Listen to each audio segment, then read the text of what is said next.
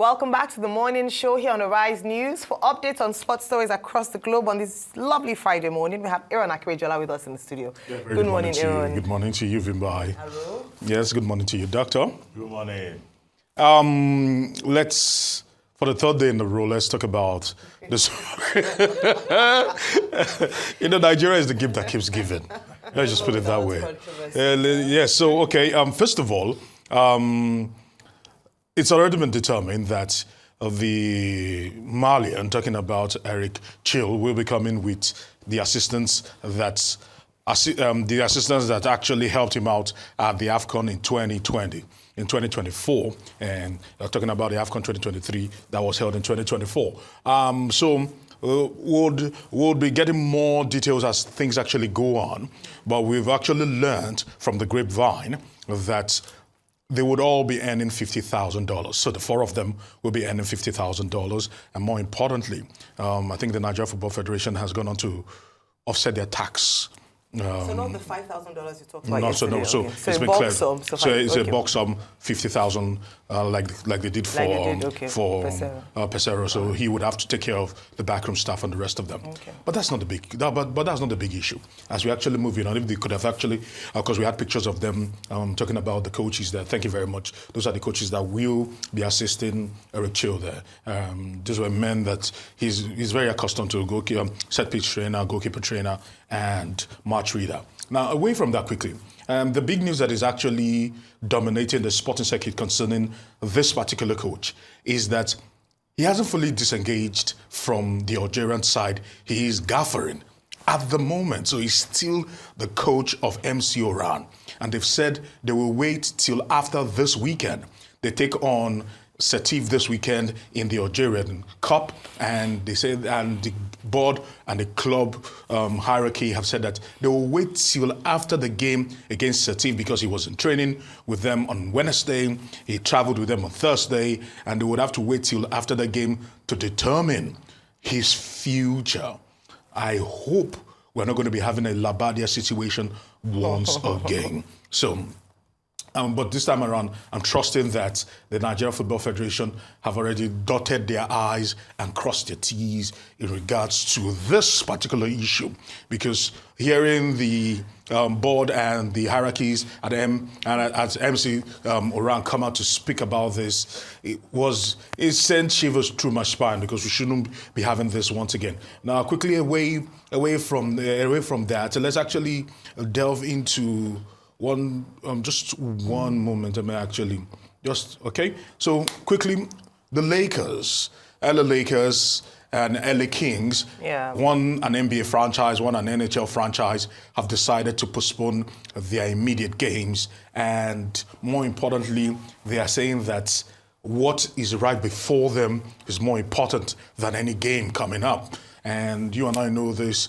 Actors in that particular region have been losing houses. The blaze is literally scaring everyone, especially if you really live in the LA region, and they've decided to actually postpone games. So we needed to put that into perspective.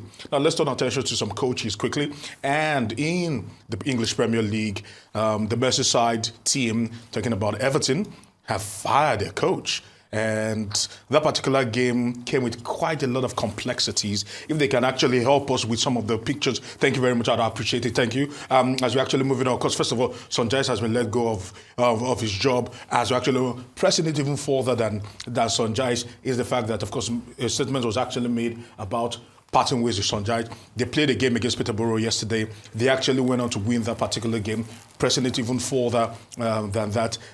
This is his record, talking about Sean Dyche at Merseyside. 83 games played, 26 wins, 24 draws, and 33 losses. And as we move it even further, one thing that was very, very instructive in that particular game they actually won was that two old friends came together, Leighton Baines and Seamus Coleman, took charge of that game, and they'll be taking charge of the game till they can get someone coming. There are talks that David Moyes is the favourite candidate to come in. Some have even touted Jose Mourinho to actually take over, but I doubt if that will be happening anytime soon. Away from England to France, where Didier Deschamps has decided to leave the Le Bleu of France.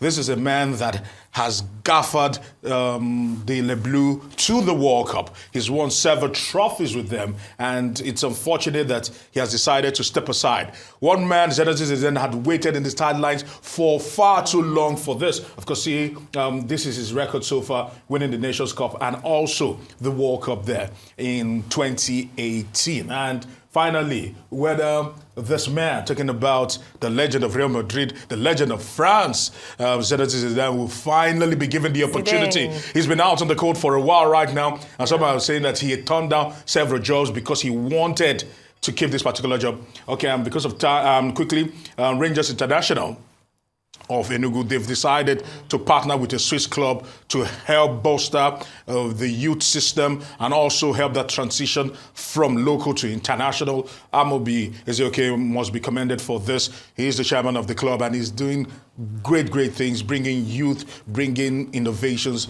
bringing a lot of enterprise to the local athletes here in Nigeria. And finally, one man escaped by the whiskers, talking about the first vice president of the Nigeria Football Federation, Chief INC Felix Agu.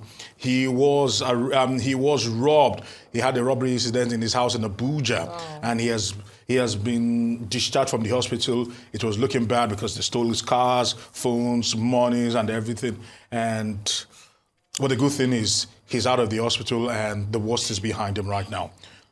Yeah, wishing him a speedy recovery. Yes, very quickly on Eric Chelle, he didn't mention how the National Association of Nigerian Students has protested. They've said they're going on nationwide protest because this appointment is a slap in the face of Nigerians. There's so much they can do. I hope I can share your confidence and optimism that the NFF really dotted their I's and crossed their T's. I'm hoping so. It would be once beaten, twice shy. Yeah. We cannot afford to see that. But talking about Everton, the talks about David Moyes, who was their coach from 2002 to 2013, coming back, even though because he said that he's not retiring from football management, and the fact that he doesn't want to be with a team that is facing relegation.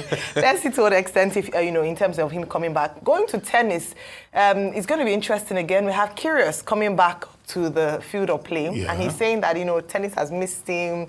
It's been boring so far. Remember that the last time he played in a major tournament was in 2022 at the US Open after he suffered injuries. He's been out for a while, but he's back. Let's see if he's back with better character and better attitude on the court. He should do his talking on the court when the Australian Open gets over the way this weekend. The biggest story in tennis this week is the Australian Open starting on Sunday. Yes. January the 12th. And then, of course, a lot of expectations. Some sports analysts have used artificial intelligence to make predictions. They're talking about Arina Sabalenka, Coco Gauff, Iga Swiatek. But they also admitted that AI, whether it's Gemini of Google or ChatGPT, cannot correctly predict who will win. Never. As for Chelle, Eric Sekou Chelle, well, I hope he's not one of these peripatetic coaches. He left the Malian team in June 2024. He took the AC Oran job in October 2024. Yes. Now he's almost showing up in Nigeria January 2024. I hope there will be some stability in terms of his recruitment. As for Sean Dyche of Everton, the Friedkin group, they completed the takeover of Everton in December. And they said they need to stabilize the team. And now the first major decision they've taken is to sack Sean Dyche. Now, the team was to play Petersburg yesterday at 1945 GMT. They sacked him at 1632 GMT. He did training the previous day. Did everything. They didn't bother, they just sacked him.